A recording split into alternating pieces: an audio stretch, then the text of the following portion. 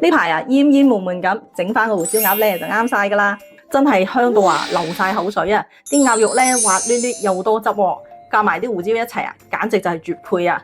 暖胃得嚟咧又驅寒喎，成個人咧成個都暖晒啊！胡椒鴨咧其實好易整噶咋，只需要一隻鴨同埋胡椒就搞掂噶啦。就算咧你從來都未整過餸啊，都一樣可以整得好好味噶。我哋先處理隻鴨，鴨屁咧要切咗佢吓，如果唔係會好騷噶。鴨腳咧我哋切出嚟。去親出邊買鴨咧，佢係奉旨唔會同你整乾淨噶，所以自己咧一定要清乾淨啊！如果唔係咧會好腥噶。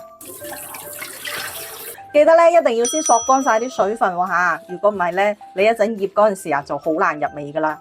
胡椒咧我哋係要炒過咧先會出味噶吓，我呢度咧就係黑胡椒同埋白胡椒都有，咁樣咧啲口味咧係層次豐富啲嘅。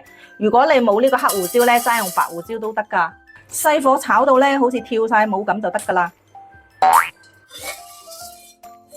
倒入個密實袋度吓，跟手咧我哋拍碎佢，而唔好整得太碎喎，有啲顆粒咧反而係更加有風味噶。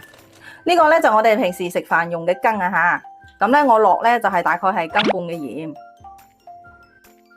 ，4羹嘅花生油，撈均勻，咁樣咧個料就做好噶啦。而家咧就可以醃個鴨啦吓。出邊啊、入邊啊都要抹得均勻啲吓。我哋咧醃佢1個鐘，可以蒸噶啦。嗱，水滾之後咧，大火蒸佢50到60分鐘。記得咧呢個水啊要加夠啊吓。時間到，哇，香到冇朋友啊，真係。驚佢未熟咧，就用個筷子拮入去。嗱，流出嚟咧，如果冇血水嘅話咧，就係已經熟咗噶啦吓。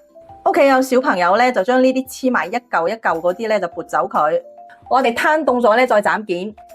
OK， 斬好件啦，淋翻啲汁上去。哇，正到啊！啖啖肉啊，仲要嫩滑多汁添，真係超好味啊！快啲試下整啦〜